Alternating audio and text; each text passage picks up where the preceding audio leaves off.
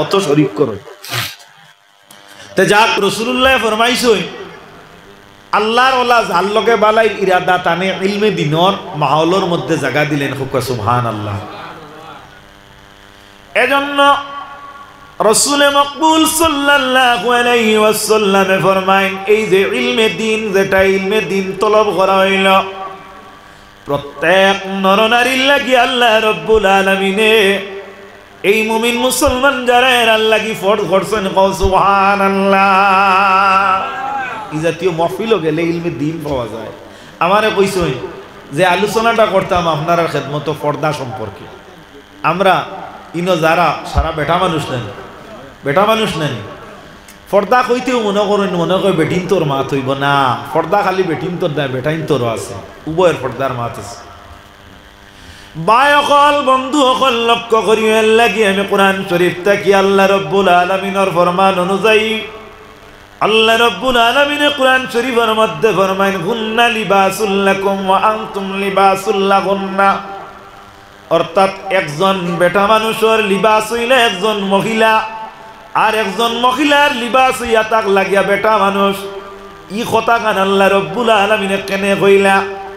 আল্লাহ রব্বুল আলামিন এই পৃথিবীর মধ্যে সর্বপ্রথম মানব জাতির আদি পিতা যার নাম হইল হযরতে আদম আলাইহিস সালাম তানে আল্লাহ যখন সৃষ্টি করেন আল্লাহ রব্বুল আলামিন হযরতে আদম রে এই জমিনের মধ্যে ভিতরে রূহ দেওয়ার পরে হযরতে আদম আলাইহিস সালামে আপনার অস্বস্তিতা আরম্ভ করেন।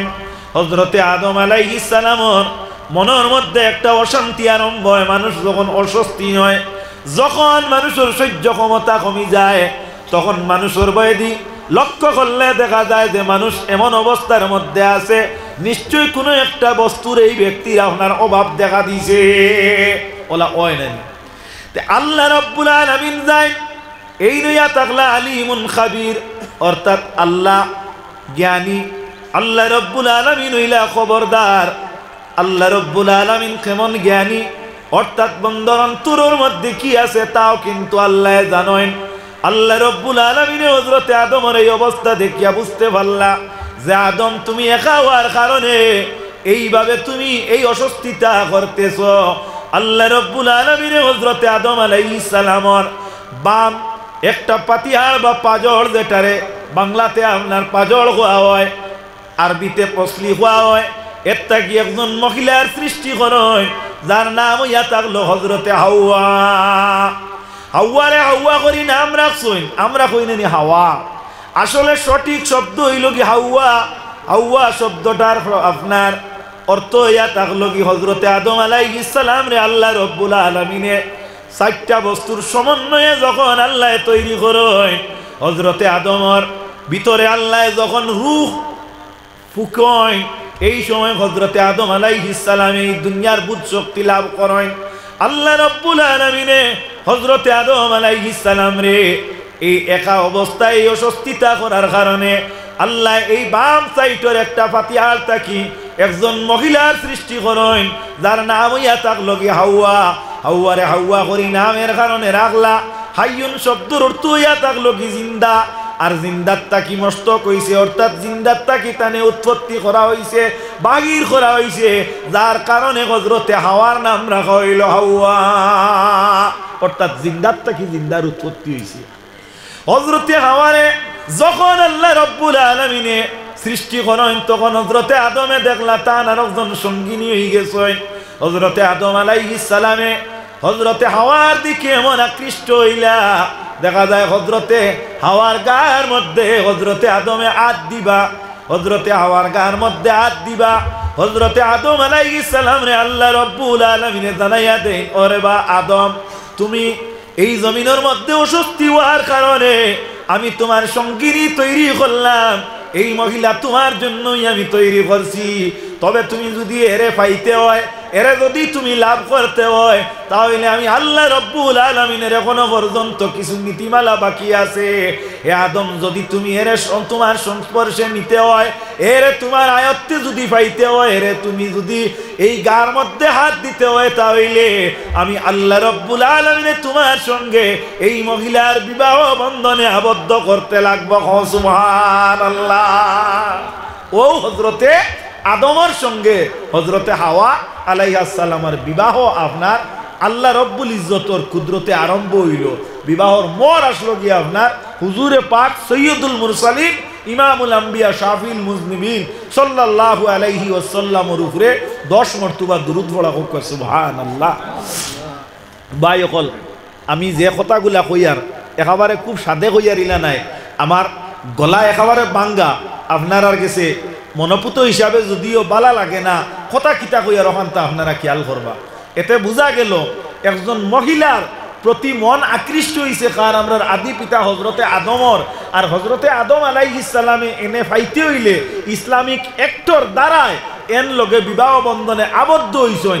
তারপরে দেখা গেল হজরতে আদমর লাগে হাওয়া যাই হইছেন। মাত বুঝা গেছেন, এটা হইল আমার পর্দার 1 নম্বর পয়েন্ট।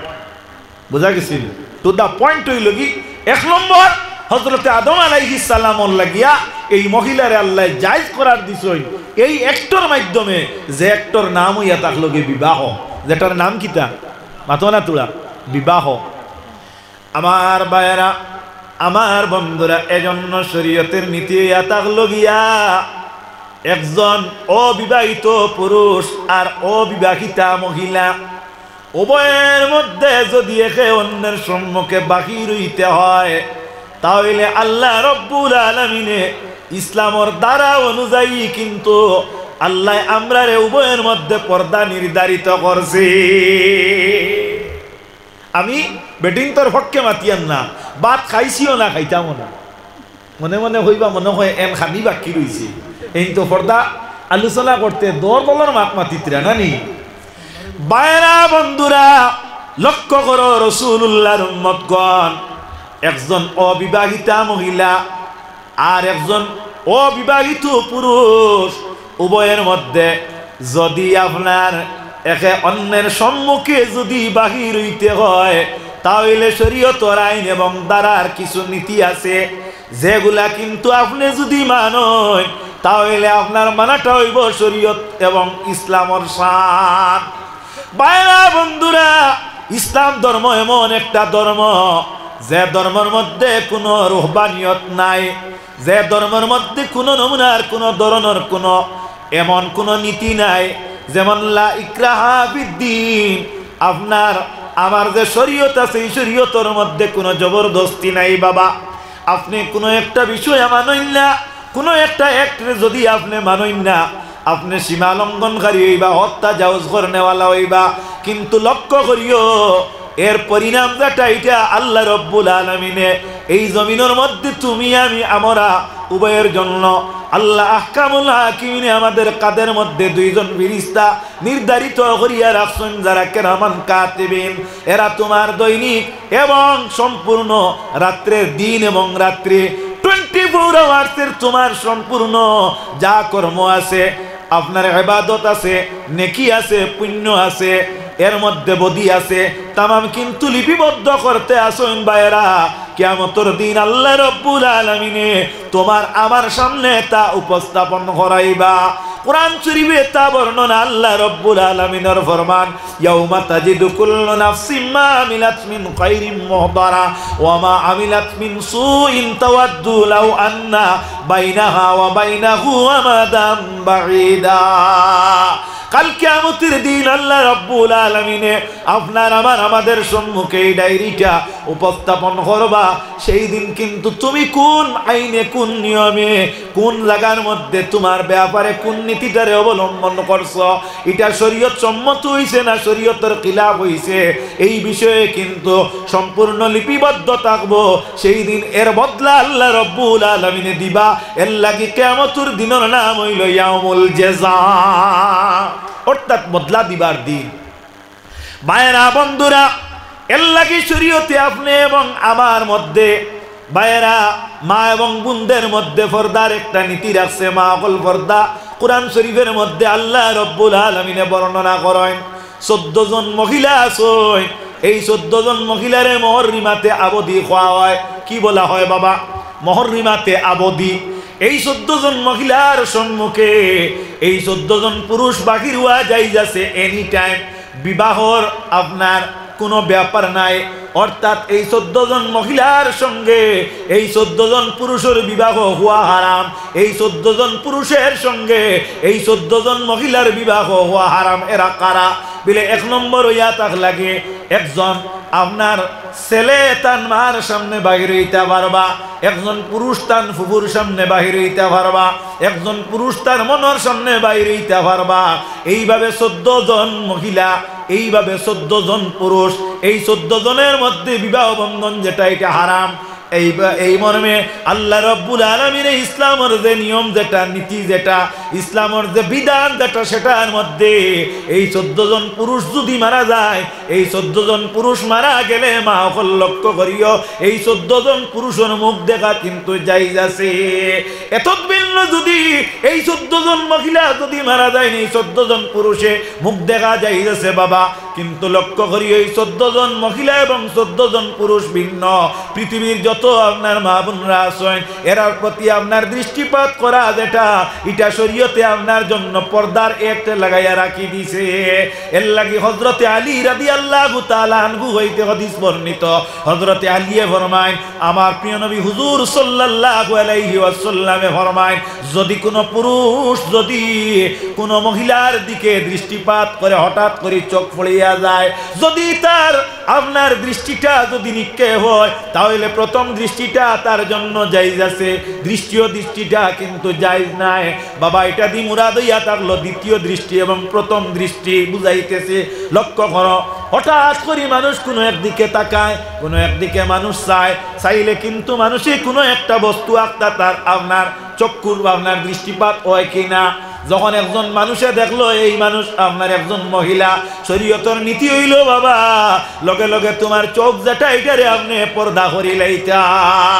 যদি আপনি পুরুষ পর্দা করো না তাহলে রাসূলুল্লাহ ফরমায় কাল কিয়ামতের দিন আল্লাহ রব্বুল আলামিনে এই যে পুরুষ যায় না ছয় এর চোখের মধ্যে আল্লাহ আহকামুল হাকিমিনে আপনার দুজখর এমন এক প্রকার ইন্ধন দিবা, আগুন দিবা, অর্থাৎ সীসা দ্বারা আগুন দিয়া এই ব্যক্তির চোখে শাস্তি দেওয়া হইব। বলো না আউযুবিল্লাহ। এর লাগি শরীয়তের নীতি হইল মা লক্ষ্য করো একজন পর পুরুষের দিকে এইভাবে তুমি দৃষ্টি করতে পারো না। যদি কোনো পুরুষের দিকে তোমার দৃষ্টিপাত হয় মা তাহলে প্রথম দৃষ্টিটা তোমার জন্য জায়েজ আছে, দ্বিতীয় দৃষ্টিটা কিন্তু এই মহিলার জন্য আপনার না যায়। এর লাগি বাবা লক্ষ্য করো ইসলাম এমন একটা ধর্ম যে ধর্মে যতটা ব্যবহার শিখাইছে তা শালীন ব্যবহার শিখাইছে। ইসলাম এমন একটা ধর্ম যে ধর্মে কিন্তু আমরা যে রীতি এবং নিয়ম শিখাইছে এগুলা যদি আমরা অবলম্বন করি বাবা তাহলে আমরার জীবন যেটা এটা সার্থক হইব। হায় রে হায় মা অকল লক্ষ্য করো আমাদের মধ্যে বর্তমানে এমন একটা বেপরদা এবং এমন একটা বেহায়ামির একটা বিষয় জমিনের মধ্যে বর্তমানে আছে বিদ্যমান, যে বেহায়ামি এবং যে বেপরদার যে বিষয় যেটা মা হল এই বিষয়টা ইয়া দাঁড়াইছে বর্তমানে ছেলে এবং পুরুষের মধ্যে সবচেয়ে গৃহীত এবং খারাপ এবং বত্তর যেটার নাম ইয়া থাকলো কি মোবাইল। বলো না আউযুবিল্লাহ। যেটার নাম কি মোবাইল, যেটার নাম কি বড় করি হোক মোবাইল। মনে মনে হইতে পারো যে আপনারা যে কিতা করতাম যাইতাম গিনি কিতা নি গেলে অসুবিধা নেই, আমি আইছি আমি তোলা না হইয়া মানতাম না, আপনারা গেলেও আপনারা ছাড় দেওয়া আছে। এই মোবাইলটা আপনারা যে প্রত্যেকে ব্যবহার করেন আমিও ব্যবহার করি, একেবারে আল্লাহ যাতে ওয়াহিদর কসম খাইয়া কইয়ার ই যে বড় মোবাইল যেগু ইগু আমার অত গিনর এক বস্তু, আমি মোবাইল ইগু বিলকুল দেখতাম পারি না, খারাপ পারাই। আমি যে মোবাইল যে লই না বা লইতাম পারতাম না ইলা কোনটা নাই। ও এবার আমি মোবাইল একগু না হারিয়া লইছি তার কারণ কিতা জানি ও আজকে যেটা জায়গা তো আজও গেছি আপনার ডিস্ট্রিক্টর বাড়া হইলেও আপনার দেখা যায় এটা আপনার ডকুমেন্ট সারা আপনার শো করা লাগে। বর্তমানে বুধবার আইনি ভারতীয় আইন ব্যবস্থা কি পর্যন্ত কঠোর হইয়া দাঁড়াইছে, বিশেষ করে মুসলমানের লাগেও এটা আপনার খুবই কঠিন হইয়া দাঁড়াইছে। এই যুগটা বড় আপনার সতর্কতা অবলম্বন করার যুগ। পয়লা আপনার প্রথম জানুয়ারিতে আপনার বাক্কা দিলাইছি এনহেন খুঁজাখুঁজি করিয়া হোয়াটসঅ্যাপ দি বাদে শেষে দেখছি আর সম্ভব নাই, সরমও করে খার দ্বারা কত বিল যাইতায় ও বাদে কলে কলে মোবাইল এগুলো লইছি এগুলো লুকাইয়া রাখি। এগুলো দেখা যায় আপনার বালা করি একবার দিল দি কথাটা আপনি খেয়াল করিয়া দেখবা এই মোবাইল দিয়ে যারা আমরা অপব্যবহার করবো এই জমিনও আমরা ইমান এবং ইসলামের উপরে আমরা সাবিত কতটুকু থাকতাম পারবো। একটা বার আপনি আপনার দিল জানার লগে আপনি প্রশ্ন করো খারাপ পারা হিসাব মাত হাসানা মিশা, হাসানা মিশা।